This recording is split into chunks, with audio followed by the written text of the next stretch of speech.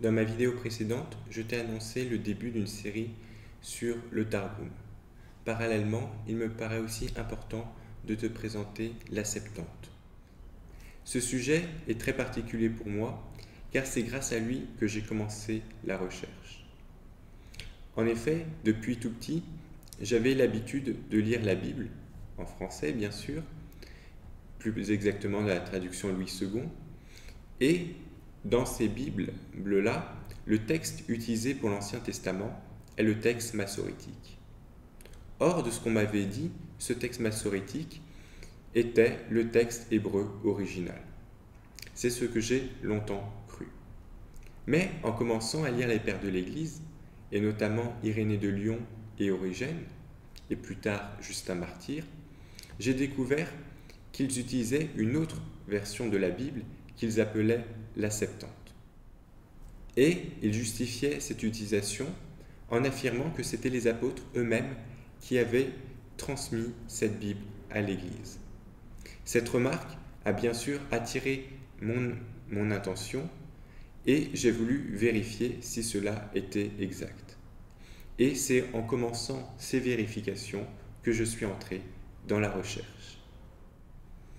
Alors déjà, qu'est-ce que la Septante ? La Septante est un terme un peu de français ancien que l'on n'utilise plus tellement en France, mais que l'on utilise encore dans d'autres pays francophones, notamment au Québec, pour désigner, qui veut dire en fait 70. 70 renvoie au nombre de traducteurs qui, d'après les plus anciens récits, ont traduit la Bible de l'hébreu vers le grec. La Septante, de manière très simple, peut donc désigner la Bible, la version grecque de la Bible. Une fois dit cela, il faut quand même être plus précis. En réalité, à son origine, le terme de Septante ne désigne que les 5 premiers livres de la Bible, Genèse, Exode, Lévitique, Nombre et Deutéronome, qui sont les premiers livres traduits en grec. Les noms que l'on utilise, d'ailleurs, les noms que je viens d'énumérer, Genèse, Exode, Lévitique, Nombre et Deutéronome, viennent d'ailleurs du grec. Cette traduction est assez ancienne puisqu'elle a été effectuée par des Judéens avant la venue de Jésus, probablement entre le 3e et le 2e siècle avant Jésus-Christ. Mais ensuite, les autres livres ont progressivement été traduits. Et à l'époque de Jésus, pratiquement tous les livres utilisés par les Hébreux étaient aussi traduits en grec. Parmi ces livres traduits figurent d'ailleurs certains livres qui ne sont plus dans le canon juif actuel, mais qui ont pu être utilisés autrefois par certains Judéens et qui ont été repris aussi par certaines églises. C'est le cas par exemple du livre du Siracide, que l'on appelle aussi l'Ecclésiastique. Au départ, cette traduction a été effectuée avec l'accord des autorités judéennes et était extrêmement bien vue. Mais ensuite, le regard des rabbins a quelque peu changé. Pourquoi ? Parce que cette Bible, cette traduction grecque de la Bible, était justement devenue la Bible de l'Église. Et c'est le deuxième point que j'aimerais souligner en introduction. Lorsqu'on étudie les citations du Nouveau Testament, on s'aperçoit qu'à peu près 60 à 70% des citations proviennent justement de la Septante. Par la suite, c'est cette Bible que les chrétiens utiliseront de manière majoritaire durant toute l'Antiquité. En Occident, elle est utilisée dans une traduction latine jusqu'au 4e, 5e siècle, avant d'être progressivement remplacée sous l'impulsion de Jérôme par le texte rabbinique. En Orient, en revanche, elle est largement utilisée déjà par les églises grecques, mais aussi par un certain nombre d'églises orientales qui ont traduit leur Ancien Testament, non pas depuis le texte hébreu, mais depuis le texte grec de la Septante. Et encore aujourd'hui, ce texte est en usage dans les églises orthodoxes. Alors, me diras-tu, quel intérêt y a-t-il à s'intéresser à une traduction si l'on possède le texte original ? Eh bien, justement, l'intérêt est que le texte hébreu que nous avons n'est pas nécessairement le texte original. En réalité, le texte hébreu qui est traduit dans nos Bibles est le texte massorétique, que l'on peut aussi appeler le texte rabbinique. C'est une version de la Bible qui a été utilisée par les rabbins, puis ensuite qui s'est imposée au sein du judaïsme rabbinique, mais ce n'est pas forcément la version originale pour tout le texte. En réalité, lorsque l'on compare la Septante et le texte rabbinique, on peut voir un certain nombre de différences. On peut regrouper ces différences dans deux grandes catégories, les différences quantitatives et les différences qualitatives. Les différences quantitatives, tout d'abord, il y a tout simplement des livres qui sont plus longs dans l'une ou l'autre version. Par exemple, Esther et Daniel sont plus longs dans la Septante, c'est-à-dire qu'ils comportent des passages supplémentaires. A l'inverse, Jérémie est plus long dans le texte rabbinique.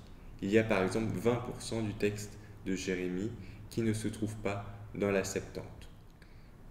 Mais à côté de ces différences quantitatives, il y a aussi des différences qualitatives. C'est-à-dire que parfois, les mêmes versets ne disent pas exactement la même chose. Il peut y avoir des différences purement factuelles, par exemple au niveau de la chronologie. Dans la Genèse, il y a plus de 1000 ans d'écart entre les différents textes.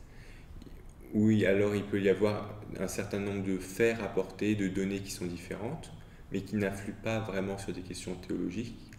Mais il y a aussi parfois des différences au niveau du sens et des différences qui peuvent entraîner certaines différences théologiques et doctrinales quant à l'interprétation de tel ou tel verset.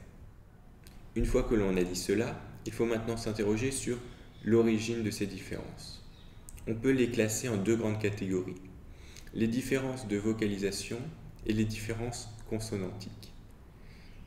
Les différences de vocalisation tout d'abord. Il faut savoir que le texte hébreu est écrit uniquement avec les consonnes.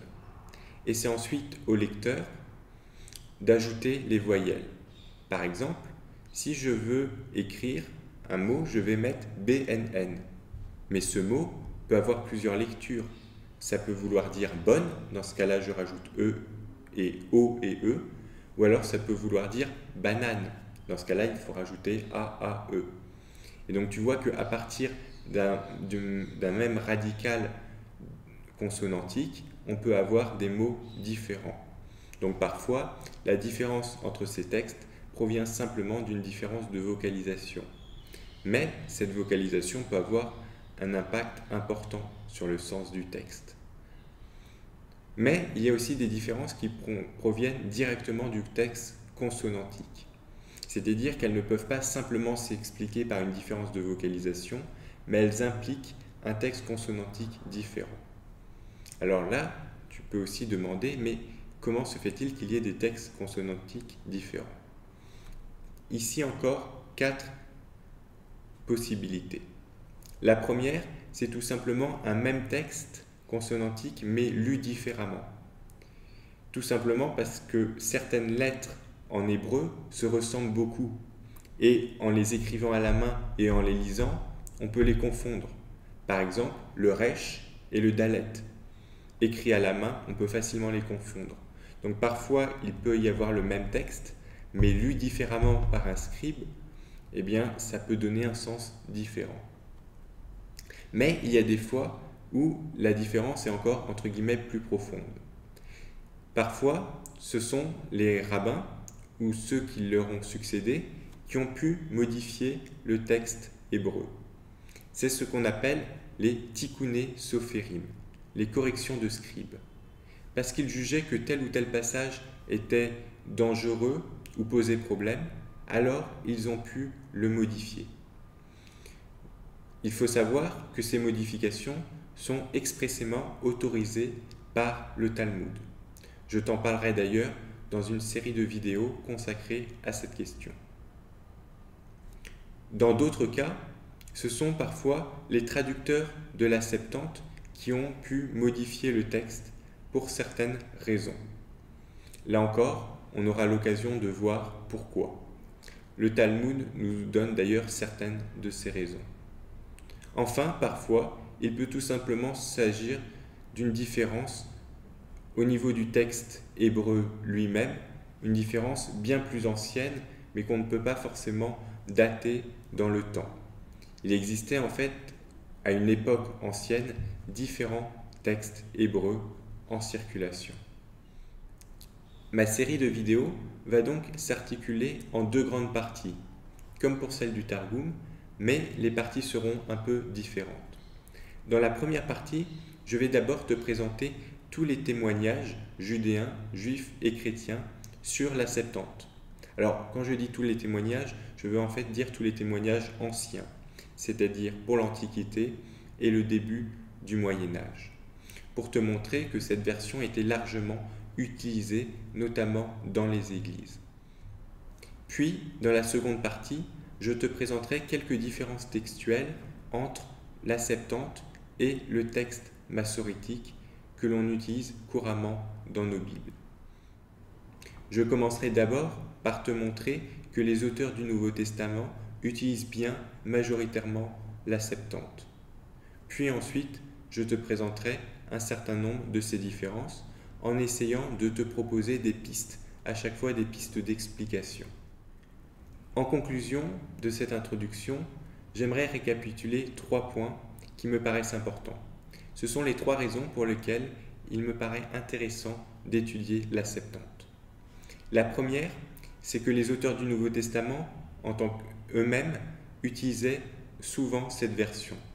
Par conséquent, connaître cette version de la Bible permet de mieux comprendre certains passages du Nouveau Testament.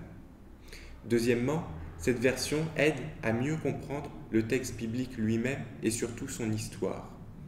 En effet, il ne faut pas imaginer que le texte biblique est tombé d'un seul coup du ciel. Au contraire, lorsque l'on étudie en détail les manuscrits, on voit qu'il peut exister un certain nombre de divergences et que le texte a pu évoluer, notamment parce qu'il a été des fois modifié par les scribes. En étudiant la Septante et en le comparant avec les autres versions, on peut justement repérer un certain nombre de modifications. Et tu verras, certaines concernent directement le christianisme. Enfin, étudier la Septante est aussi extrêmement important parce que c'est la Septante qui a forgé un bon nombre de mots de vocabulaire ensuite utilisés dans le Nouveau Testament. En effet, les Hébreux parlaient à l'époque de Jésus essentiellement l'araméen et les élites un peu l'hébreu. Mais depuis déjà 2 ou 3 siècles, ils avaient commencé à traduire leurs pensées en grec. Et pour cela, ils avaient utilisé tout un vocabulaire pour faire passer l'hébreu ou l'araméen en grec. Et ce vocabulaire a été fixé en quelque sorte par la Septante, et c'est ce vocabulaire qui est ensuite repris par le Nouveau Testament. Je vais te donner un seul exemple, mais qui est extrêmement important, le terme de Christ. Christ est le mot grec choisi par les traducteurs de la Septante pour traduire le mot hébreu Mashiach, qui veut dire oint. Or, ensuite, évidemment, le terme de Christ va être associé au christianisme. Et lorsque les Juifs vont ensuite vouloir retraduire la Bible en grec, ils vont bien prendre soin justement de supprimer ce mot Christ et de le remplacer par un autre mot grec. Pourquoi? Parce que ce terme était trop connoté chrétien. Voilà, si tu as des remarques, tu peux me laisser un commentaire. Si tu as des questions, je t'invite plutôt à me contacter directement via mon blog ou ma page Facebook. Et moi je te dis à bientôt pour une prochaine vidéo.